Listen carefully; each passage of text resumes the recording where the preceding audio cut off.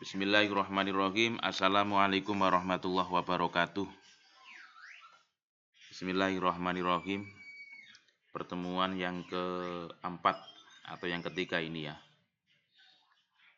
Pertemuan yang ketiga saya akan menyampaikan atau dengan tema tentang kebudayaan komunikasi antar manusia. Ini saya mengacu dari bukunya Beni Ahmad Syaibani ya, dan buku yang dikarang oleh Encup Supriyatna MSI. Beliau berdua telah membahas tentang antropologi hukum ya. Jadi antropologi hukum ini menurut beliau, karena ini menjadi acuan saya, bahwa antropologi hukum ini menguraikan materi-materi dari dua sisi ya, yaitu sisi antropologis dan sisi hukum ataupun dari sisi hukum. Seperti yang kemarin sudah saya sampaikan bahwa antropologis itu kan berasal dari bahasa Yunani ya, anthropos dan logos. Itu termasuk ilmu yang membahas tentang manusia ya, yang ada kaitannya dengan hukum kan gitu ya. Berarti oleh karena itu antropologi hukum ini sebenarnya nanti akan menguraikan pengertian tentang tindak pidana, sanksi pidana, pemidanaan dan lainnya. Juga di dalamnya akan menguraikan tentang hukum perdata dan hukum adat.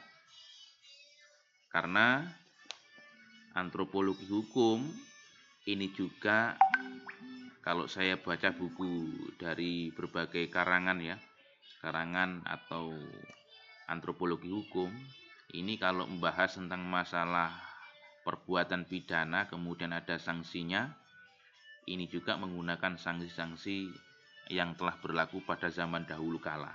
Nah, saya kasih contoh misalkan membunuh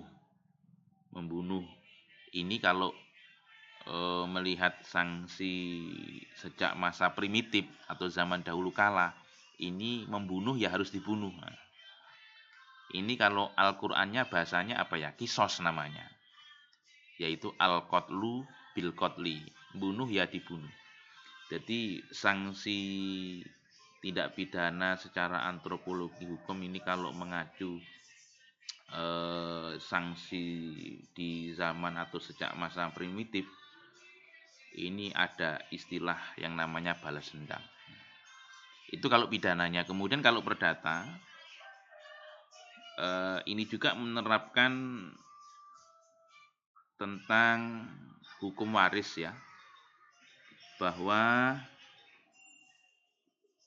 waris merupakan kebudayaan masyarakat jahiliyah atau zaman dahulu. Itu sudah ada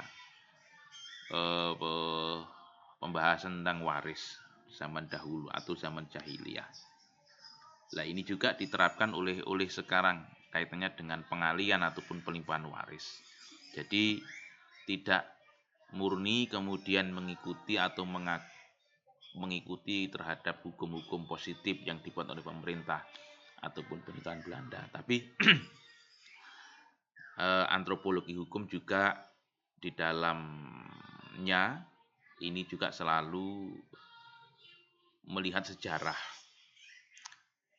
tempo dahulu, melihat kebudayaan pada zaman dahulu, baik dari sisi manusianya ataupun antropologisnya atau dari sisi hukumnya, baik perdata maupun pidana. Itu kaitan, kalau pidana kaitannya dengan sanksi, tapi kalau yang perdata itu hubungannya dengan hak dan kewajiban dan lain sebagainya. Baik, pertemuan yang ketiga ini kita membahas tentang masalah kebudayaan komunikasi antar manusia. Kemudian yang kedua bahas tentang evolusi kebudayaan dan nilai-nilai yang dianut dalam manusia. Ini silahkan jenengan buka bukunya Beni Ahmad Syaibani ya. Itu bab 3 memang membahas tentang masalah kebudayaan. Silakan yang punya buku, monggo silakan dibuka. Bab 3 membahas tentang kebudayaan komunikasi antar manusia. Komunikasi antar manusia, evolusi hominid adalah perkembangan kebudayaan yang membedakan manusia dengan makhluk lainnya. Kemunculan kebudayaan berhubungan dengan evolusi otak dan perkembangan kemampuan berpikir manusia. Ini kalau di dalam kitab Mantek ya, ilmu Mantek, bahwa di sana dikatakan al-insanu hayawanun natik. Sebenarnya manusia itu hayawan, artinya sama-sama makhluk. Cuma manusia itu diberi kelebihan oleh Sang Pencipta, yaitu berupa akal. Sehingga dengan akal manusia mampu berpikir dan mampu untuk membedakan bainal haq wal batil, kan gitu kan ya. Itu perbedaannya manusia dengan hewan itu. Karena kalau bahasa dalam kitab Mantek itu al-insan, insan itu utawi manusia. Iku hayawan natikun kang duweni akal. Kebudayaan berkembang oleh perkembangan pola komunikasi manusia yang unik, yaitu komunikasi simbolik. Semua makhluk melakukan komunikasi, baik manusia ataupun makhluk-makhluk yang lainnya, yaitu mentransmisikan informasi tertentu secara behavioral atau perilaku. Akan tetapi hanya manusia yang melakukannya dengan menggunakan simbol-simbol. Simbol atau alat yang digunakan manusia untuk komunikasi itu apa? Yaitu dengan bahasa. Baik al-lughat fi Indonesia ataupun al-lughah atau bahasa Arab, al-lughatil arabiyah. Bahasa adalah sebuah simbol. Komunikasi itu sangat penting. Kalau manusia kurang komunikasi, wah ini nanti bisa diklaim bahwa tidak bisa bergaul ataupun tidak bisa mencari sesuatu yang nantinya akan menjadikan orang itu banyak teman ataupun yang lainnya. Komunikasi manusia ini berbeda dengan binatang karena didasarkan atas simbol-simbol. Bahasa adalah sebuah simbol ya. Contoh misalkan seorang muslim yang melaksanakan sholat, ia pasti akan mengangkat tangan atau bertakbir. Takbir adalah simbol. Allahu Akbar. Ini contoh.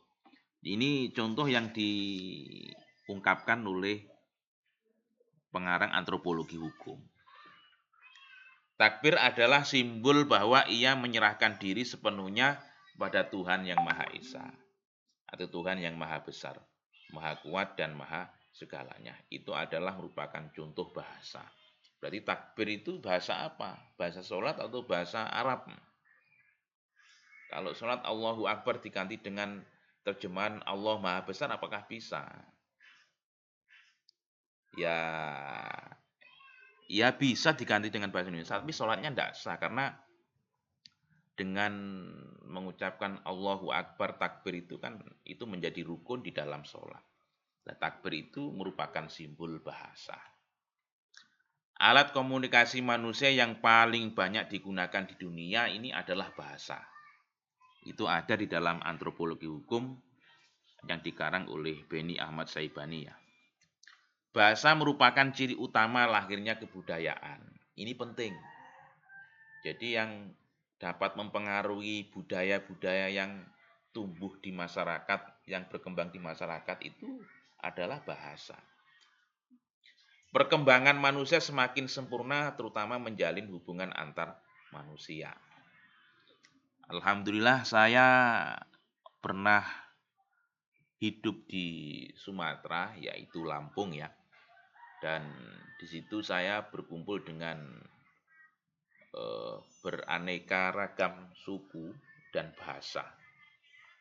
Karena di lingkungan saya itu ada orang Ngapak, ada orang Lampung asli, ada orang Jawa Timur, Kediri, Surabaya, ada orang Sunda. Oh, Sunda itu ada yang dari Banten, ada yang dari Bandung. Itu kan bahasanya kan tidak sama. Artinya lebih kasar Banten ya. Ada orang Ngapak, Banyumas dan sebagainya. Dengan bahasa yang berbeda itu merupakan ciri utama nantinya akan lahir sebuah kebudayaan. Macam-macam itu nanti. Kemudian bahasa sebagai simbol kebudayaan sangat bergantung pada simbol ya. Evolusi kebudayaan dan nilai-nilai yang dianut. Budaya atau kebudayaan berasal dari bahasa Sangsekerta yaitu budaya yang merupakan bentuk jamak dari budi. Budi itu artinya akal atau budi. Diartikan sebagai hal-hal yang berkaitan dengan budi adalah akal manusia. Dalam bahasa Inggris disebut dengan kultur. Kultur. Ini kalau bahasa Arab namanya adah. Adat itu bahasa Arab, artinya kebiasaan. Ada kaidah fikih yang mengatakan al-adatu muhakamah. Kebiasaan itu bisa dijadikan sebagai pijakan hukum. Ini ada suatu contoh ya yang pernah dilakukan oleh Rasulullah. Ini Rasulullah juga tetap menjaga kultur ataupun kebiasaan pada waktu itu. Karena melihat basicnya orang Makkah itu rata-rata bisnis ataupun berdagang, sehingga di dalam ukuran ataupun takaran ini orang Arab oleh Kanjeng Nabi diperintahkan untuk menggunakan mizan ataupun timbangan. Timbangan karena basicnya orang Arab itu berbeda dengan Madinah. Kalau Madinah itu rata-rata petani atau pekebun ya. Petani kurma itu Madinah. Tapi kalau orang Arab rata-rata pedagang atau bisnis. Nah, sehingga di situ kulturnya masing-masing antara Madinah ataupun Makkah itu tidak sama.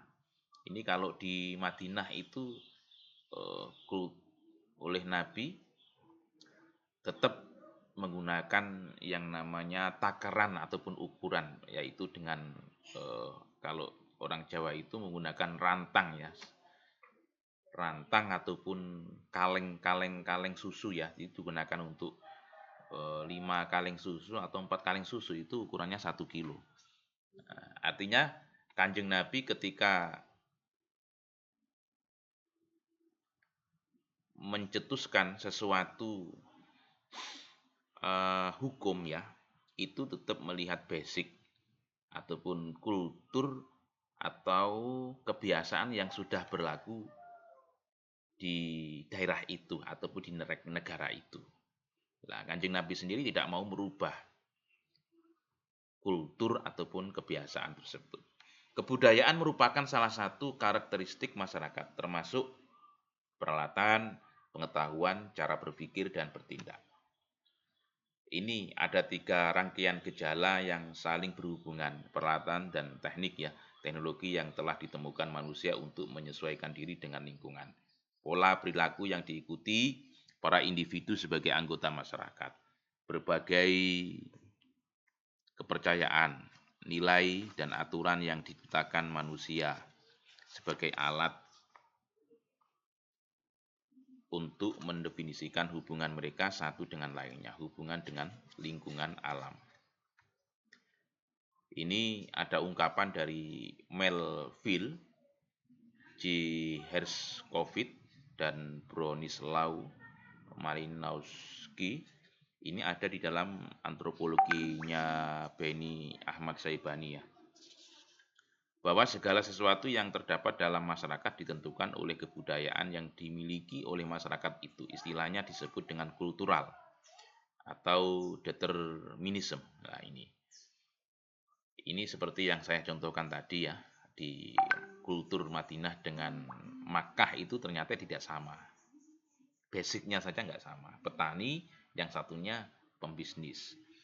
Kemudian COVID ya, kebudayaan adalah sebagai sesuatu yang turun-temurun dari satu generasi kepada generasi yang lain, yang disebut dengan super organis,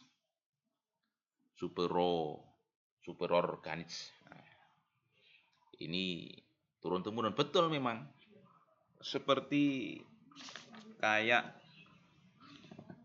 suku-suku di Indian itu ya, itu pun juga memberlakukan sistem waris kepemimpinan, yaitu pelimpahan tanggung jawab kepemimpinan suku dan hak-hak wilayah kepada putra sulungnya. Jadi turun-temurun. Lah ini kalau kita melihat di bukunya siapa itu Profesor Hilman Hadikusumah ya, yang bahas tentang masalah model perkawinan ini antara orang Lampung dengan Kediri berkaitan dengan mahar pun juga tidak sama. Artinya mahar itu juga menjadi turun-temurun, kan gitu ya. Kemudian model waris, pembagian waris ini Sumatera dengan Jawa Timur tidak sama, Jawa Tengah dengan Jawa Timur tidak sama kan gitu. Di Wonogiri itu kalau nikah itu si laki-laki kan harus punya modal, harus punya uang, nyumbang. Itu kalau dulu 2008 itu 50 juta. Jadi kalau tidak punya modal di mana Kabupaten Wonogiri ya, itu ada di daerah Purwantoro kalau tidak salah, Purwantoro. Jadi kalau tidak punya modal 50 juta ya tidak bisa menikah, karena di sana sampai sekarang kan banyak laki-laki yang belum menikah karena itu belum punya modal. Itu turun-temurun. Apakah mungkin dihilangkan kebiasaan semacam itu? Sangat sulit. Kemudian ungkapan dari Andreas Epping, budayaan mengandung keseluruhan pengertian nilai sosial, norma-norma sosial, ilmu pengetahuan, keseluruhan struktur sosial, religius, dan segala pernyataan intelektual dan artistik yang menjadi ciri khas manusia. Ungkapan dari Edward Burnett Taylor, budayaan merupakan keseluruhan yang kompleks yang di dalamnya terkandung pengetahuan, kepercayaan, kesenian, moral, hukum, adat istiadat, al-adatu muhakamah, dan kemampuan lain yang diperoleh seseorang sebagai anggota masyarakat.